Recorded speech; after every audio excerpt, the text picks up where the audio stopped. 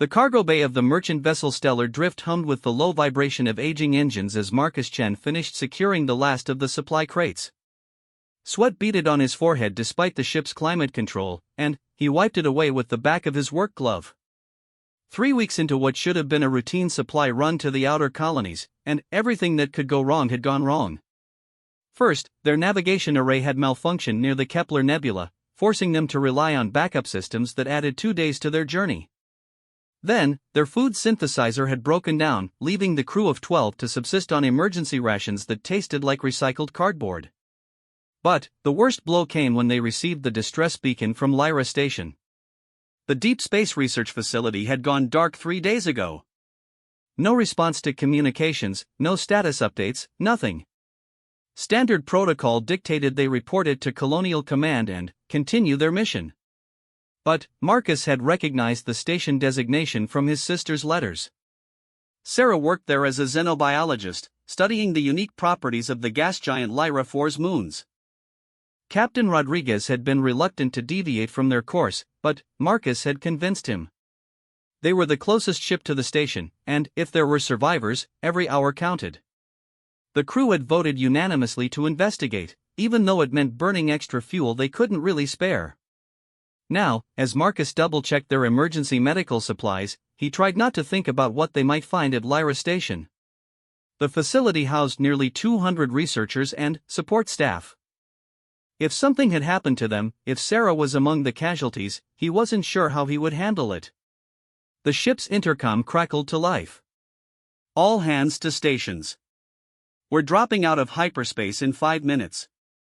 Marcus secured the last supply crate and made his way to the bridge. The Stellar Drift wasn't much to look at, a converted freight hauler with minimal defensive capabilities and a crew quarters that smelled perpetually of recycled air and machine oil. But she was reliable, and her captain and crew were good people who had become like family over the past 2 years. The bridge buzzed with controlled activity as the crew prepared for their emergence into normal space.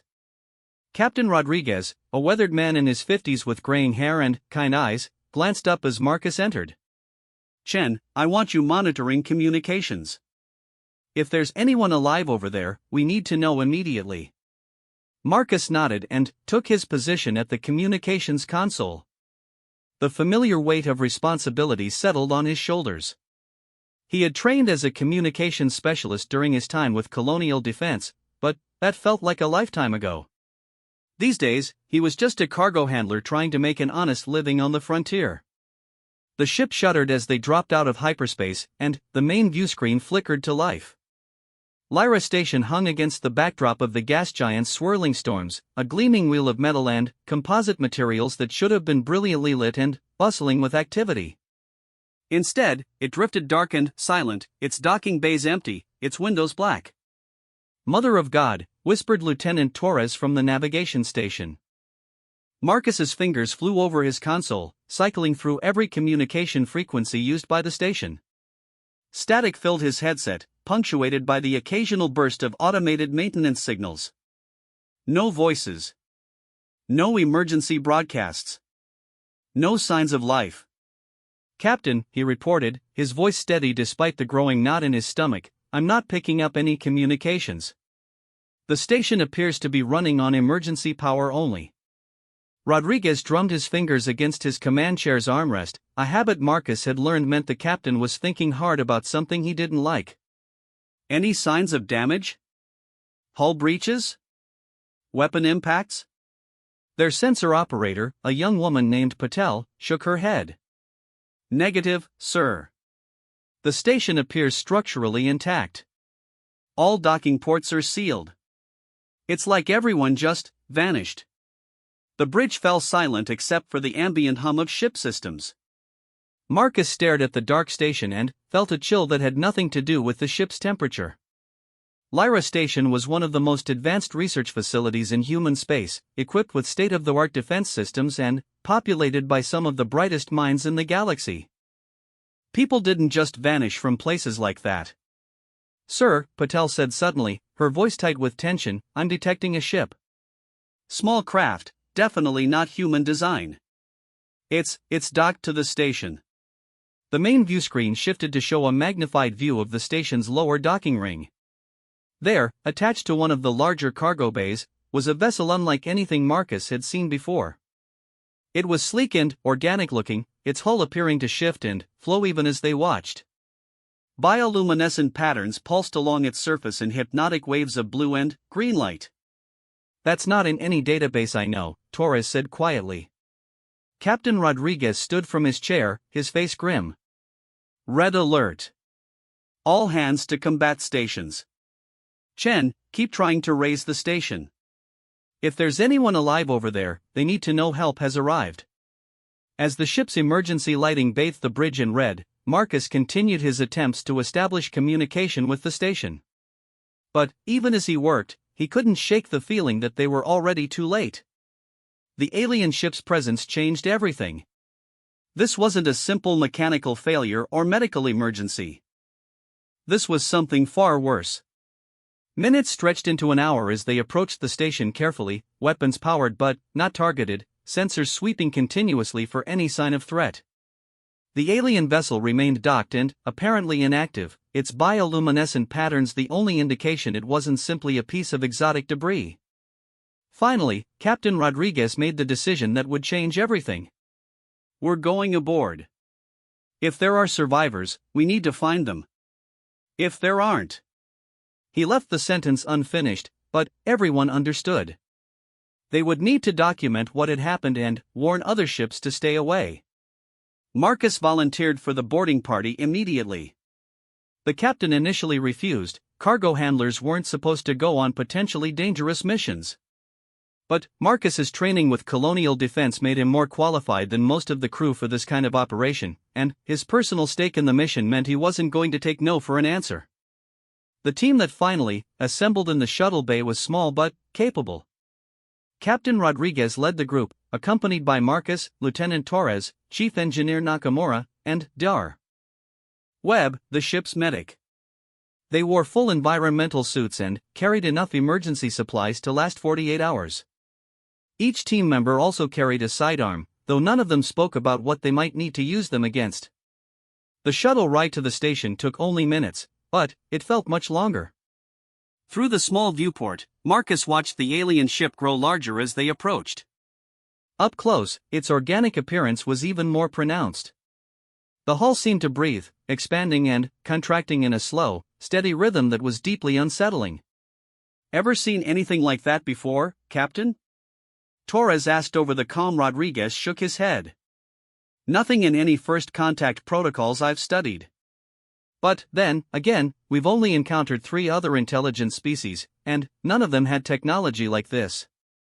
They docked with the station's main airlock without incident. The massive doors cycled open to reveal the familiar white corridors of human construction, but something was wrong. The air tasted stale and recycled, and the lighting was dimmer than it should have been. Emergency power, Marcus realized. The station was running on reserves. Their footsteps echoed hollowly as they made their way toward the central hub.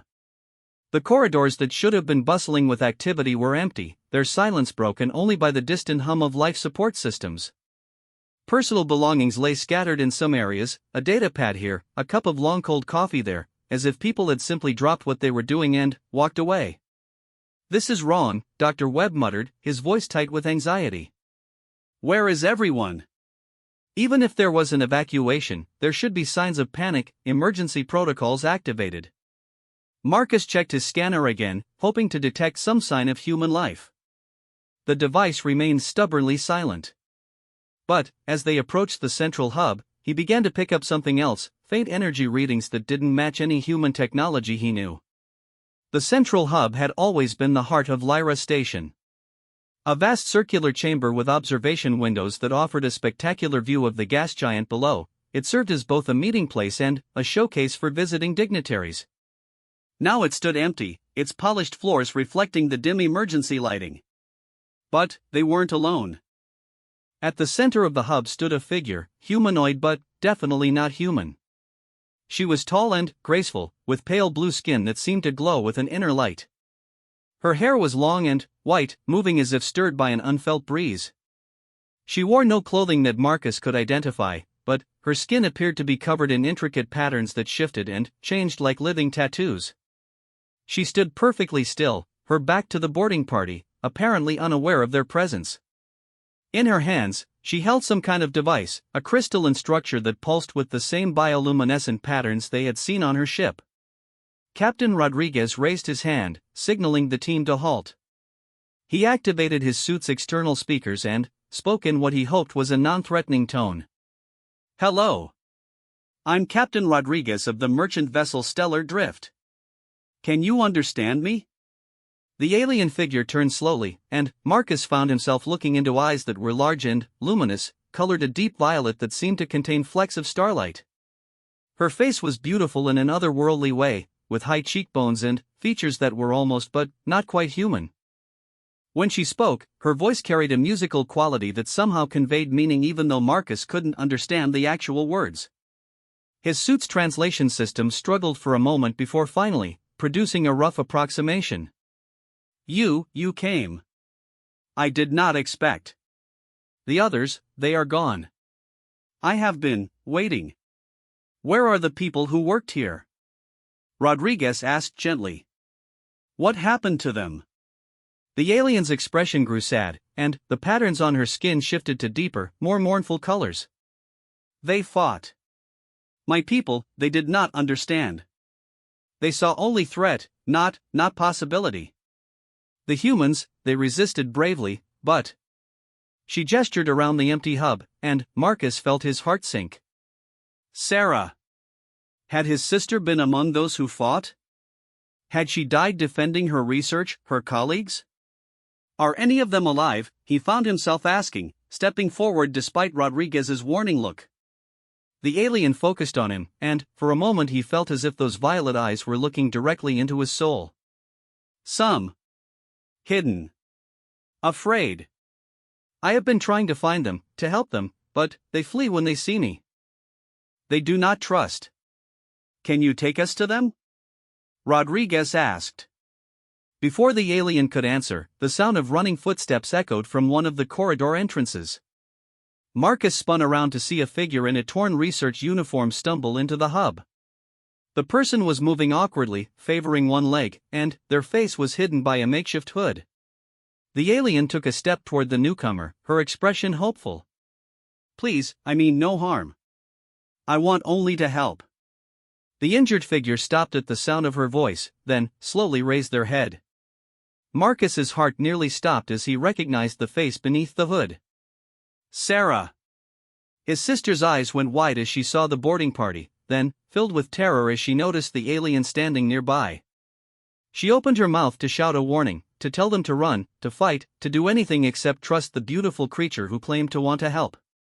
But, before she could speak, Marcus heard something that changed everything, the soft whisper of movement behind him, the barely audible sound of someone else entering the hub. The alien's eyes went wide with what looked like genuine fear, and the patterns on her skin shifted to warning colors of bright red and orange. Marcus turned and felt his blood turn to ice. Standing in the entrance they had just used was another alien, but this one was nothing like the graceful being in the center of the hub. This creature was tall and angular, with gray skin that looked like living stone and eyes that burned with malevolent intelligence. Its hands ended in claws that gleamed like metal, and, when it smiled, Marcus saw far too many teeth. The beautiful alien stepped protectively between the newcomer and Sarah, her device glowing brighter as she spoke rapidly in her musical language. The gray creature responded with sounds that were harsh and guttural, completely unlike the melodic tones of its companion.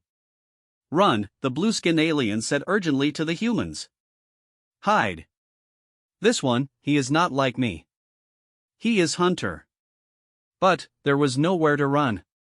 The gray alien moved with inhuman speed, positioning itself to block the main exit.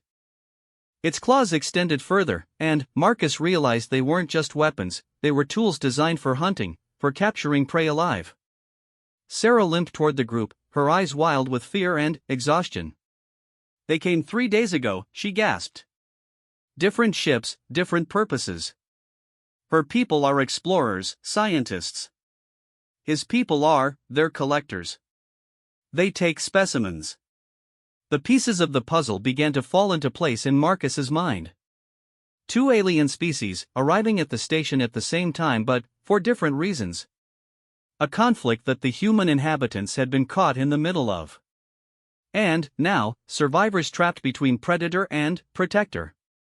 The gray alien spoke again, its words somehow translating despite the harsh, unnatural sounds. Fascinating. More specimens.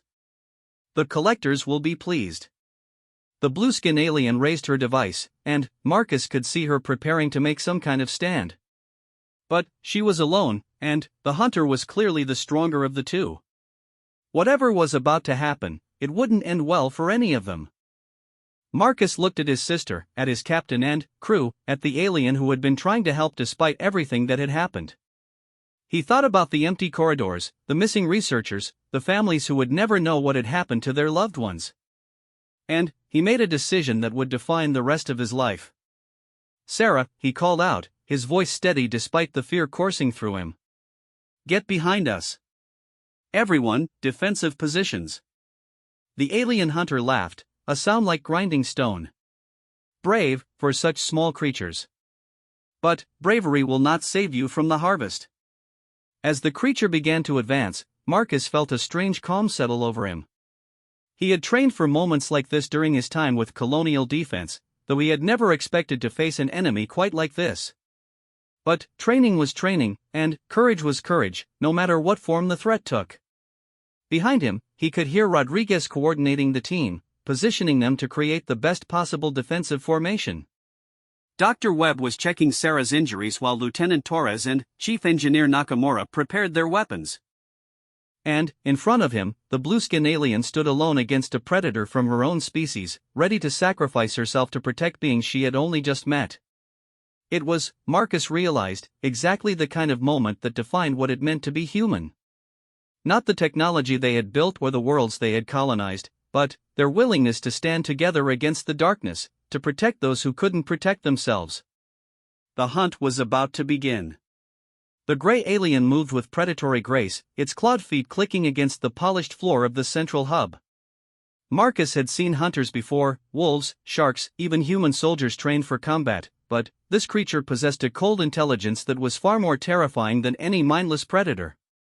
It was studying them, calculating the best way to capture them alive. The blue-skin alien, whom Marcus had begun thinking of as Lyra after the station, held her ground despite the obvious fear in her luminous eyes. Her crystalline device pulsed with increasing intensity, creating patterns of light that seemed to confuse the hunter's movements. "The neural disruptor will only slow him temporarily," she said urgently to the humans behind her. "Vex are designed to resist such measures. You must find another way." Vex. So that's what the gray creature was called. Marcus filed the information away as he checked his sidearm. Standard colonial defense issue, designed primarily for use against human opponents. He doubted it would be very effective against something that looked like it was carved from living stone. Captain Rodriguez had taken position at Marcus's left, his weapon drawn but not yet aimed. The captain was thinking, Marcus could tell. Decades of experience in dangerous situations were being brought to bear on a problem unlike any he had ever faced. "Chen," Rodriguez said quietly, "you still remember your colonial defense training?" "Yes, sir." "Good. Torres, Nakamura, you're with us. Webb, stay with the injured civilian and keep her safe. Everyone else, we're going to give our new friend here some breathing room." The plan was simple but risky. The three armed crew members would spread out, creating multiple targets and forcing the Vex to divide its attention. Meanwhile, Lyra could hopefully use her device to maximum effect without worrying about protecting the humans behind her. Sarah grabbed Marcus's arm as he moved to take position. "Be careful," she whispered. "I've been watching them for 3 days. The gray ones are incredibly fast, and their claws can cut through almost anything. The only reason any of us survived this long is because the blue ones have been fighting them." Marcus squeezed his sister's hand. "We're going to get you out of here. All of you." The Vex seemed to sense that the humans were preparing to fight. Its burning eyes fixed on Marcus, and it spoke in its harsh, grinding voice. "This one has warrior scent. Interesting. The collectors will pay extra for specimens with combat training. Sorry to disappoint you, Marcus replied, raising his weapon, but we're not going to be anyone's specimens. The creature laughed again. That sound like rocks grinding together. Brave words. But your weapons are toys against Vex physiology. Your training is primitive. Your species is young and weak. Lyra's pattern shifted to what Marcus was beginning to recognize as anger. They are not weak, she said firmly. I have studied them. They are brave, resourceful, protective of their own. They will surprise you. Bah, the Vex spat. You have grown soft, Lyra of the Singing Stars. Your people's fascination with lesser species clouds your judgment. So they knew each other. Marcus absorbed this information as he shifted position, putting himself at an angle that would force the Vex to turn away from either Rodriguez or Torres to attack him. It was a standard tactical formation, but he hoped the alien wouldn't recognize it for what it was. The standoff stretched for long moments, tension building like a charge in the air before a lightning strike. Then, several things happened almost simultaneously. The Vex moved first, its powerful legs launching it toward Marcus with inhuman speed. But, as it leaped, Lyra's device flared with brilliant light, and the creature stumbled mid-air, its coordination disrupted by whatever neural interference the crystal generated. Marcus rolled to the side, his training taking over as he came up firing. His shot struck the Vex center mass, but the creature's stone-like hide absorbed the energy with barely a mark. Rodriguez and Torres opened fire from their positions, their combined firepower forcing the creature to turn and face multiple threats. But the Vex recovered quickly from Lyra's disruption. It spun with liquid grace, one clawed hand batting away energy bolts while the other swept toward Torres. The lieutenant threw himself backward, barely avoiding claws that would have opened him from chest to spine. The joints! Sarah called out from behind Dr. Webb. Their armor is weaker at the joints. Marcus adjusted his aim, targeting the creature's knee as it turned to pursue Torres. This time his shot had effect, the Vex staggered, dark fluid leaking from the wound. But, instead of slowing it down, the injury only seemed to enrage it further. The creature's attention fixed on Marcus with laser intensity. You dare spill Vex blood? I will make your harvesting slow and painful. It charged again, but this time Marcus was ready. Years of colonial defense training had taught him that sometimes the best defense was an unexpected offense. Instead of dodging away from the attack, he stepped forward and to the side, bringing his weapon up in a close-range shot that caught the Vex in the armpit area where its natural armor was thinnest. The creature howled in pain and rage, spinning to bring its claws around in a devastating arc. Marcus tried to duck under the attack, but he wasn't quite fast enough. The claws caught the shoulder of his environmental suit, tearing through the tough fabric and scoring the flesh beneath. Pain flared through his arm, but adrenaline kept him moving. He rolled away from a follow-up attack, came up near one of the hub's support pillars, and found himself face-to-face with Lyra. "Give me your weapon," she said urgently. "I know their weak points better than you do." Without hesitation, Marcus handed over his sidearm. It was an act of trust that went against every piece of tactical training he had ever received, but something about the alien's manner convinced him she would use it well. Lyra hefted the unfamiliar weapon, her graceful fingers finding the trigger and safety with surprising ease. "Your technology is more intuitive than I expected," she said with something that might have been admiration. The Vex had turned its attention to Rodriguez and Torres, who were maintaining their distance but finding their weapons increasingly ineffective against their opponent's natural armor. The creature moved between them like a dancer, its claws leaving deep gouges in the hub's walls and floor wherever they missed their intended targets. "Enough games," the Vex snarled. "Time to end this." It gathered itself for what was clearly intended to be a final, overwhelming attack. Marcus could see the creature's muscles tensing, its claws extending to their full length. In seconds, it would launch itself at one of his friends with enough force to tear them apart. That's when Lyra struck. She moved with the same fluid grace her opponent had shown, but there was something different about her approach. Where the Vex attacked with brutal efficiency, Lyra fought with what could only be described as art. She seemed to dance around the creature's defenses, her movements flowing like water as she targeted specific points on its body with Marcus's weapon. Each shot was precisely placed, nerve clusters, joint connections, spots where the creature's stone-like hide was thinnest. The Vex tried to turn and face this new threat, but Lyra stayed just out of reach, her bioluminescent patterns shifting to confuse and disorient her opponent. Impossible, the Vex gasped as another shot found its mark. You were always scholars, never warriors. We are what we need to be, Lyra replied simply, and put her final shot directly into the creature's temple. The Vex collapsed with a crash that shook the entire hub. Its body twitched once, then lay still, dark fluid pooling beneath its head. For long moments, the only sound was the heavy breathing of the human survivors. Marcus looked around at his team, Rodriguez with a gash across his face from flying debris, Torres favoring his left arm, Dr. Webb pale but uninjured as he continued to tend to Sarah. They were alive, all of them, against odds that should have been insurmountable. Is it dead? Torres asked quietly. Lyra approached the fallen creature carefully, her device held ready in case it was shamming. After a moment, she nodded. Yes. But there will be others. The Vex hunt in packs, and they do not abandon a harvest lightly. Sarah struggled to her feet, leaning heavily on Dr. Webb for support. There are 18 of us left, she said. Hiding in maintenance tunnels, sealed laboratories, anywhere we could find that would keep them out. But we're running out of food, water, power. Where are the others? Marcus asked, relief at his sister's survival warring with concern for the remaining station personnel. Scattered. Dr. Martinez is in Lab 7 with 5 others. Chief Peterson has a group in the lower engineering section. The rest are in small groups throughout the station.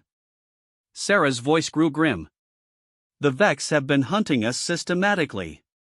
Every few hours, they find another hiding place. Captain Rodriguez holstered his weapon and activated his communicator. Rodriguez to Stellar Drift. We need immediate evacuation support for approximately 18 survivors. Also requesting a full colonial defense alert, we have first contact with 2 hostile alien species. The response was immediate. Captain, we're reading multiple new contacts on sensors. 3 more ships just dropped out of hyperspace. Configuration unknown. Marcus felt his stomach drop. Vex reinforcements? Lyra's patterns had shifted to urgent warning colors. No. Worse. Those will be collectors, the ones the hunters work for. If they have arrived, it means the harvest is about to begin in earnest. Through the hub's observation windows, Marcus could see distant lights moving against the starfield. Ships, approaching the station with the cold efficiency of a military formation. But these weren't military vessels in any sense he understood. Each one seemed to be alive, their hulls rippling and flowing like the ship Lyra had arrived in, but with a darker, more predatory appearance. How long do we have? Rodriguez asked. Minutes, perhaps. The collectors will want to secure their specimens before beginning the harvest proper. They will flood the station with hunters and gatherers. Dr. Webb looked up from checking Sarah's injured leg. Can we fight them? Like we did with this one? Lyra's expression was grim. 1 Vex hunter, yes. Perhaps even 2 or 3. But a full harvesting force? She shook her head. Your weapons are not designed for such combat. And there are innocent people to protect. Marcus felt the familiar weight of impossible decisions settling on his shoulders. During his time with Colonial Defense, he had been trained for situations where there were no good options, only choices between different degrees of disaster. This felt like one of those moments. What about evacuation? He asked. Can we get everyone to our ship? Not in time, Rodriguez said grimly. Even if we could gather all the survivors, the Stellar Drift isn't equipped for combat. Those collector ships would destroy us before we could reach hyperspace. Sarah stepped forward, wincing as her injured leg took her weight. There might be another way. The station's research labs have been working on some experimental technologies. Things that might level the playing field. What kind of technologies? Torres asked. Dr. Martinez's team was developing enhanced defensive systems, energy shields that could be adapted to personal armor. Dr. Kim's group was working on gravitational manipulation, not full artificial gravity, but localized field generators that could be weaponized. Sarah's eyes were bright with desperate hope. And there's something else. Something we've been keeping classified. Marcus looked at his sister with new understanding. You weren't just doing xenobiology research here, were you? The xenobiology was real. But we were also developing countermeasures. Humanity's first contact protocols assume we'll eventually meet hostile species. We've been preparing for that day. Lyra listened to this exchange with growing interest. Your species prepares for war even as you reach for the stars. Fascinating. And, perhaps, useful. You'll help us? Marcus asked. The alien's pattern shifted to what he was beginning to recognize as determination. My people came here to study, to learn, to make peaceful contact. The Vex came to harvest and enslave. If your experimental weapons can help us stop them, then, yes. I will help you. Rodriguez made the decision with the quick efficiency of a veteran commander. Webb, you stay here with the injured. Torres, you're with me, we're going to gather the survivors and get them to a defensible position. Chen, you and our new ally are going to collect whatever experimental weapons your sister thinks might help. Nakamura, get back to the ship. Tell them to prepare for emergency evacuation, but not to leave without us. If this goes badly, they need to warn Colonial Command what we're facing out here. As the team split up to execute their desperate plan, Marcus found himself alone with Lyra and Sarah in the central hub. The alien was studying the dead Vex with clinical interest, occasionally prodding it with her device. You fought well, she said to Marcus without looking up. Your species has potential for warfare I did not expect. We prefer peace, Marcus replied. But, when someone threatens our family, our friends, our way of life. He shrugged. We do what we have to do. Yes, Lyra said softly. I am beginning to understand this about your people. It is why the Vex underestimated you. They see your individual physical weakness and assume your species is helpless. They do not understand that humans become more dangerous when they fight together. Sarah had found an emergency toolkit and was working on Marcus's torn environmental suit. The weapons lab is 3 levels down. We'll need to move fast and quiet. The Vex have motion sensors, but they're designed to track larger groups. 2 or 3 people might be able to avoid detection. What exactly are we looking for? Marcus asked as his sister sealed the tear in his suit. Project Aegis, personal energy shields that can be powered by standard equipment batteries. Project Hammer, gravity generators small enough to be handheld but powerful enough to crush a Vex at close range. And Project Looking Glass. What's Looking Glass? Sarah smiled grimly. Something that might even the odds against an entire collector fleet. If it works. As they prepared to leave the hub, Marcus looked back at the alien ship visible through the windows. More lights were approaching now, the collector fleet moving into position around the station. Soon, the real battle would begin. But, for the first time since arriving at Lyra Station, Marcus felt something other than despair. They had weapons, allies, and, most importantly, a plan. It might not be enough to save everyone, but it was a chance. And, sometimes, a chance was all humanity needed to accomplish the impossible. The 3 unlikely allies moved into the darkened corridors, heading toward weapons that might change the course of not just this battle, but humanity's entire relationship with the galaxy. Behind them, the collector ships continued their approach, unaware that their intended prey had just become much more dangerous. The laboratory corridors of Lyra Station were a maze of sealed doors and emergency lighting, but Sarah navigated them with the confidence of someone who had worked here for years. Marcus followed close behind, his weapon ready, while Lyra brought up the rear, her crystalline device providing additional illumination and scanning for threats. They moved in tense silence, communicating only through hand signals Marcus remembered from his colonial defense days. Twice they had to hide as Vex hunting parties passed nearby, their clawed feet clicking against the floor with mechanical precision. Each time, Lyra's neural disruptor helped mask their presence, creating sensory blind spots that the hunters couldn't quite explain. The weapons laboratory was buried deep in the station's research section, behind multiple security doors that Sarah bypassed with her access codes. As they descended, Marcus could feel the vibrations of ships docking with the station. The collector fleet had arrived in force. Here, Sarah whispered, stopping at a reinforced door marked with biohazard warnings. Lab 7. Dr. Martinez should be inside with the Aegis prototypes. She pressed her palm to the scanner, and the door hissed open to reveal a laboratory that looked like it belonged more on a military base than a research station. Weapon prototypes lined the walls, and, in the center of the room, 5 people in research uniforms huddled around a collection of devices that hummed with barely contained energy. Dr. Martinez looked up as they entered, his weathered face breaking into relief at the sight of Sarah.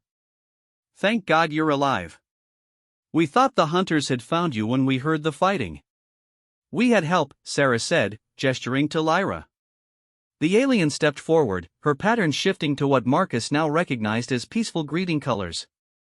The researchers recoiled slightly, but Sarah raised her hand. "She's friendly. Her people are being hunted by the same aliens that took our colleagues."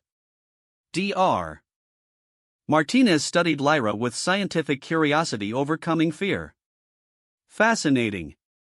2 distinct species, apparently in conflict with each other." He looked at Marcus. "And you are?" "Marcus Chen, Colonial Defense." "Sarah's brother." "Ah, the cargo handler with military training. Sarah mentioned you in her letters." Martinez turned to the weapon displays.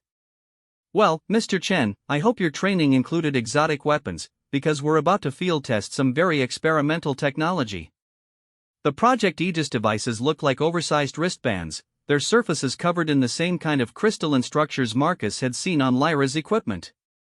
When activated, they projected a shimmering energy barrier around the wearer that could deflect both energy weapons and physical attacks. "The power consumption is enormous," Dr. Martinez explained as he helped Marcus strap on one of the devices. "Each unit has maybe 20 minutes of continuous operation before the battery dies." "But, in that 20 minutes, you'll be effectively invulnerable to anything short of Starship-grade weapons." The Project Hammer devices were smaller but more complex, handheld gravity generators that could create localized fields strong enough to crush metal or launch objects with tremendous force. Lyra examined one with professional interest. "Gravitational manipulation is considered an advanced technology among my people," she said. "Your species develops such things remarkably quickly." "Necessity is the mother of invention," Marcus replied, testing the weight of the gravity weapon. "And, right now, we're very motivated." But it was Project Looking Glass that made Marcus's breath catch. The device was roughly the size of a briefcase, its surface covered in displays and controls that seemed to bend light around them. When Dr. Martinez opened it, the air above the device shimmered with distortion effects. "Localized spacetime manipulation," Martinez explained with obvious pride. "We can create small tears in space, allowing for instantaneous transportation across short distances." Or, his expression grew grim. "We can create spatial distortions powerful enough to tear apart a spacecraft." Sarah was checking the device's power readings. "How many shots do we have?" 3, maybe 4, before the quantum matrix destabilizes. And each shot has to be precisely calibrated, or we could tear a hole in the station itself." Marcus looked around at their small group of survivors. Even with the experimental weapons, they were still vastly outnumbered. "What's the plan? How do we use this against an entire fleet?" Before anyone could answer, the laboratory's communication system crackled to life. Captain Rodriguez's voice filled the room, tight with tension. "All teams, we have a problem. The collectors aren't just harvesting the station personnel. They're setting up some kind of mining operation on the station itself. It looks like they're after the research data."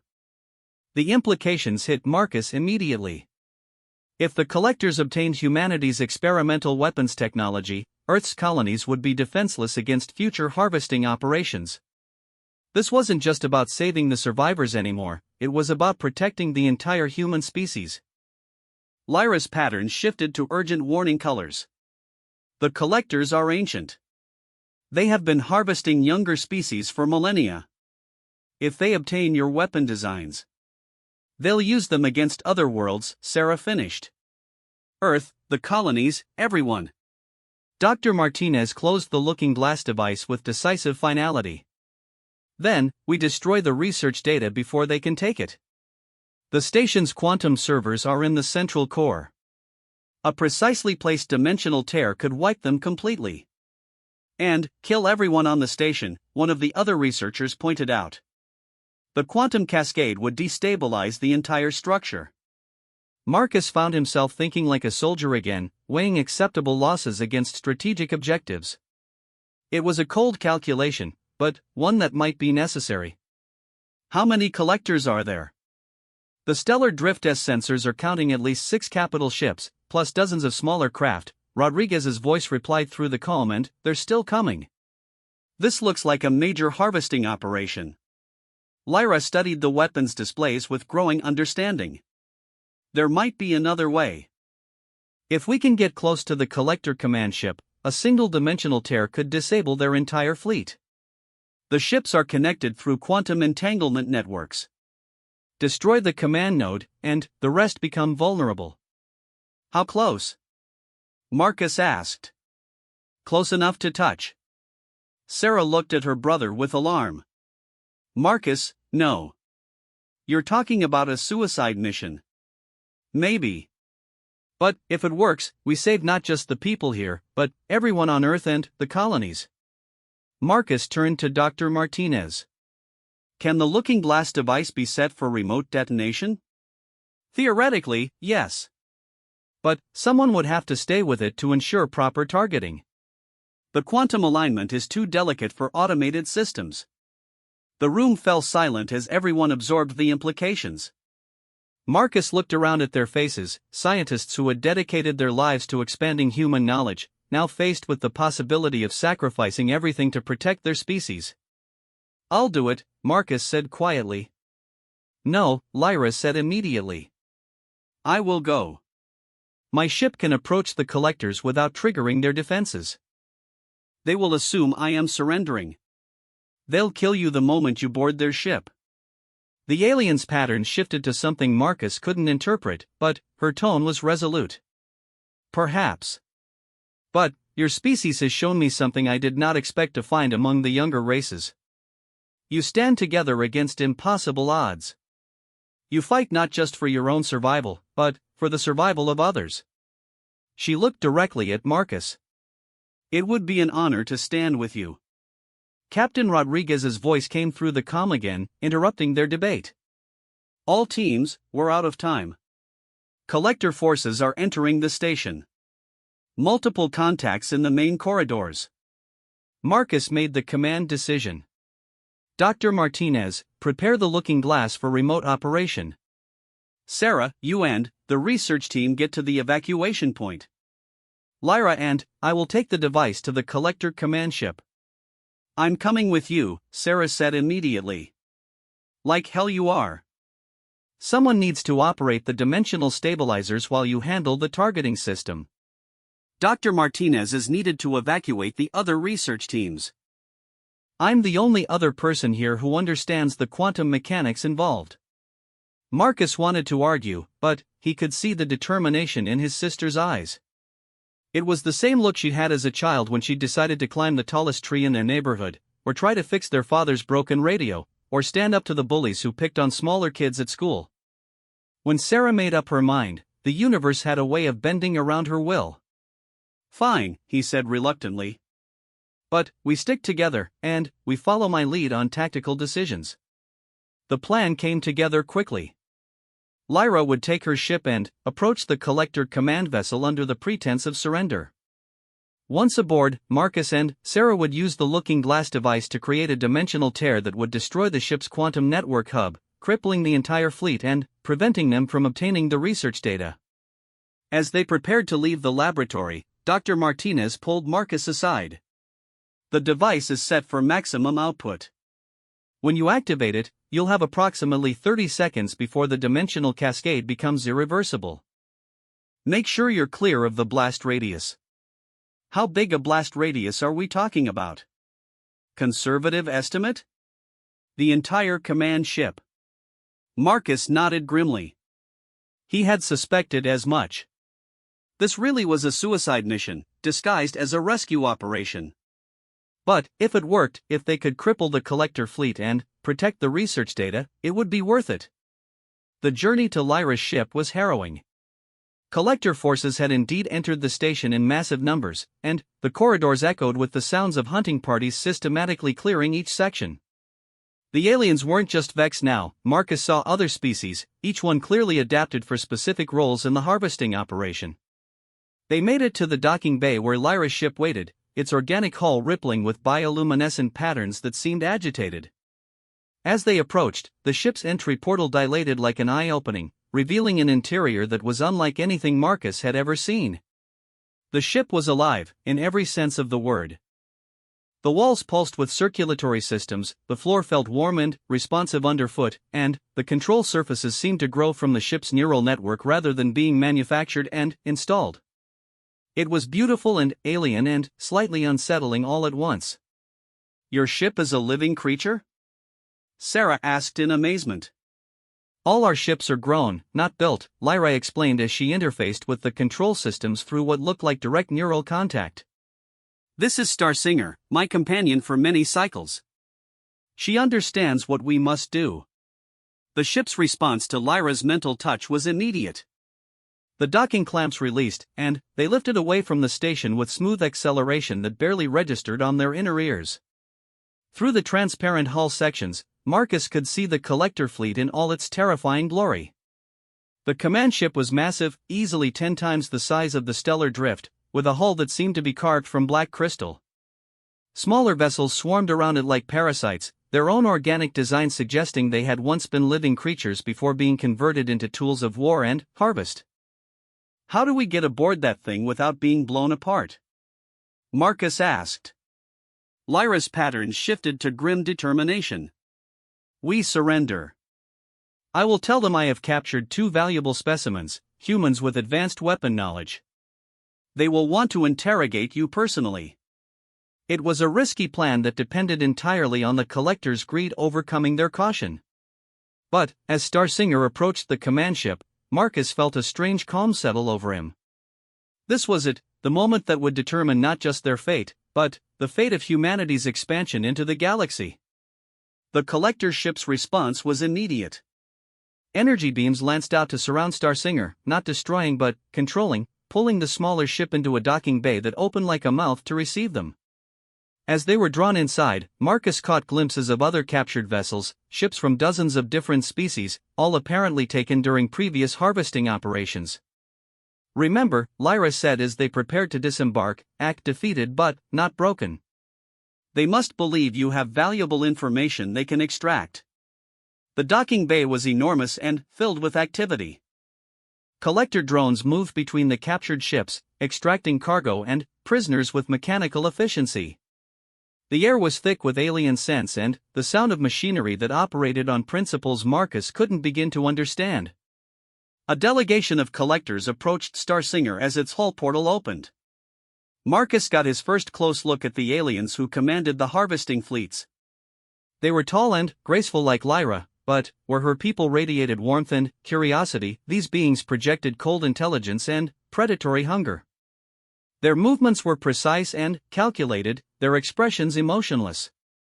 The leader, distinguished by more elaborate bioluminescent patterns and what appeared to be cybernetic enhancements, spoke in the same musical language Lyra used, but with harmonics that grated against Marcus's ears like fingernails on glass. "Lyra of the Singing Stars," the collector said, its words translating through Marcus's suit systems. "You have been elusive. But it appears you have brought us a gift to make amends for your interference." "These humans possess advanced weapon technologies," Lyra replied, her own patterns dimmed to suggest submission. "They may be useful to the collective." The collector leader studied Marcus and Sarah with eyes that seemed to catalog every detail of their appearance and equipment. Interesting. Their neural patterns suggest high intelligence, and their equipment is indeed more sophisticated than we expected from such a young species. It gestured to its subordinates. Take them to the analysis chambers. We will extract their knowledge before processing them for biological material. As collector drones moved to escort them deeper into the ship, Marcus caught Lyra's eye. She gave him the slightest of nods. They were committed now. Whatever happened next, there was no turning back. The interior of the collector ship was a maze of organic corridors and chambers that pulsed with alien life. Marcus had carried the looking glass device in a modified equipment pack, disguised as emergency medical supplies. So far, the collectors had shown no interest in examining it closely, apparently content to wait until the formal interrogation began. They were led through sections that housed thousands of captured beings from dozens of different species. Some were in stasis pods, apparently being preserved for transport. Others were in what could only be described as processing facilities, being systematically studied and catalogued before their final fate. Marcus felt sick looking at the efficiency of it all. This wasn't war or conquest, it was farming on a galactic scale, with entire species treated as nothing more than resources to be harvested and processed. The analysis chamber they were brought to was sterile and white, filled with equipment that radiated menace despite its clinical appearance. Neural interface devices, biological sampling apparatus, and other machines whose purposes Marcus didn't want to contemplate. The collector technician who awaited them was different from the others, smaller, more delicate, with patterns that suggested scientific rather than military specialization.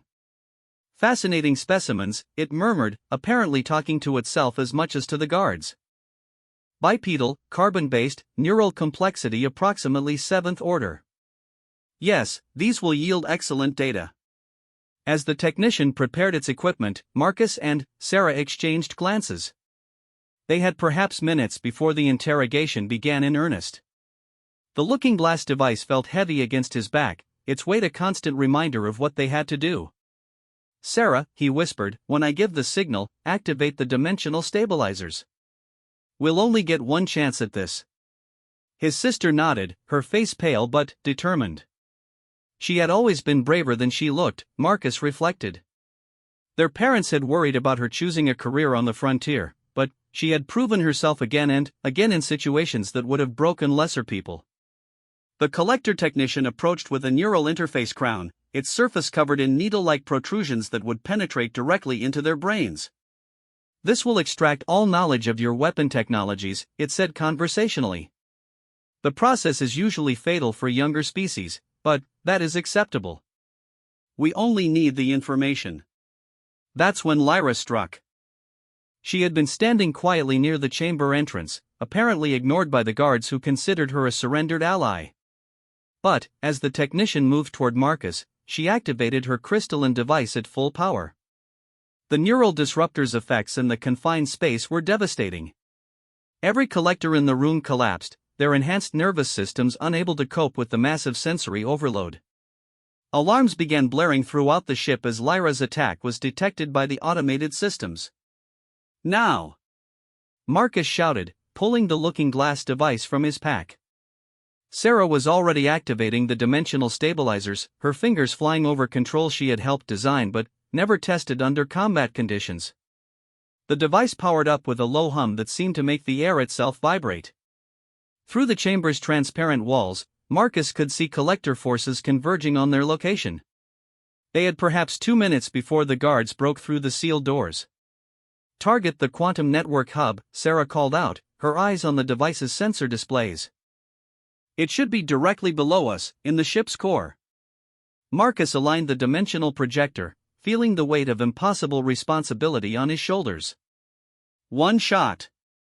One chance to save not just the survivors of Lyra Station, but potentially the entire human species. Lyra moved to guard the door, her weapon ready to hold off the first wave of attackers. "Whatever you're going to do," she called out, "do it quickly. They're cutting through the containment barriers." The looking glass device reached full power, its display showing target lock on the ship's central quantum processing core. Marcus's finger hovered over the activation control, knowing that pressing it would likely kill them all but might save billions of others. "Marcus," Sarah said quietly, "I want you to know that I'm proud to be your sister. And proud to be human." He looked at her, this brilliant scientist who had dedicated her life to expanding humanity's knowledge of the universe, now prepared to die to protect that knowledge from those who would abuse it. "I'm proud of you too, Sarah. And I'm proud of our species. We might be young, we might be weak compared to these ancient civilizations, but we know how to stand together when it matters." The chamber doors began to buckle under the assault from outside. Collector forces would break through in seconds. Marcus pressed the activation control. The universe screamed. Spacetime twisted around the dimensional tear, reality bending and reshaping itself as forces beyond human comprehension tore through the fabric of existence. The collector ship's quantum core, designed to coordinate an entire harvesting fleet, became the focus of a cascade failure that rippled through every connected vessel. Through the chaos of the dimensional storm, Marcus heard Lyra's voice, somehow calm despite the destruction surrounding them. "Starsinger is here. She can get us out, but we must go now." The organic ship had somehow penetrated the collector vessel's hull, its living structure adapting to the quantum distortions in ways that artificial technology never could. An evacuation portal dilated in the chamber wall, revealing the familiar bioluminescent interior of Lyra's ship. Marcus grabbed Sarah and dove through the portal just as the dimensional cascade reached critical phase. Behind them, the collector command ship tore itself apart as spacetime distortions propagated through its quantum networks. They tumbled into Starsinger's interior as the living ship pulled away from the disintegrating collector vessel. Through the transparent hull sections, Marcus watched the entire harvesting fleet convulse and die as the quantum cascade spread from ship to ship, crippling their coordination networks and leaving them vulnerable to the dimensional storms. "The stellar drift is moving in to evacuate the station survivors," Lyra reported, her interface with her ship providing real-time tactical information. "The collector fleet is in complete disarray. Some ships are retreating, others are simply adrift." Marcus helped Sarah to her feet, checking her for injuries from their desperate escape. "Is it over?" "For now," Lyra replied. "But this was only one harvesting fleet. There will be others, and they will learn from what happened here. Your species has bought time, but you must use it wisely." Through Starsinger's hull, Marcus could see the distant lights of human ships approaching Lyra Station. Colonial defense vessels, attracted by the stellar drift's emergency broadcasts. Humanity was mobilizing, preparing for a galaxy that had suddenly become much more dangerous. But they were also preparing with new knowledge, new weapons, and new allies. The experimental technologies developed at Lyra Station would be mass-produced and distributed throughout human space. And, perhaps most importantly, they had learned they were not alone in the galaxy, that there were species like Lyra's who valued knowledge and peaceful cooperation over conquest and harvest. "What will you do now?" Marcus asked Lyra as they watched the rescue operations begin. "Return to my people. Share what I have learned about humanity. Begin the long process of formal first contact." Her pattern shifted to what Marcus now recognized as hope. "Your species stands at a crossroads. You can become another target for the collectors, another harvested civilization, or you can become something more. Something that fights back." Sarah looked up from the sensor displays she had been monitoring. "The quantum cascade is still propagating. It's reached the edge of the system. Any collector ship within 10 light-years will be affected." Marcus smiled grimly. Humanity's first victory in galactic warfare had been decisive. But he knew it was only the beginning. Out there in the vast darkness between stars, ancient civilizations pursued their own agendas, and humanity was now on their radar as both threat and opportunity. But, for the first time since arriving at Lyra Station, Marcus felt optimistic about their chances. Humanity had allies now, and weapons, and, most importantly, they had proven that when pushed to the brink, they wouldn't go quietly into extinction. They would fight. They would adapt. They would survive. And the galaxy would never be the same.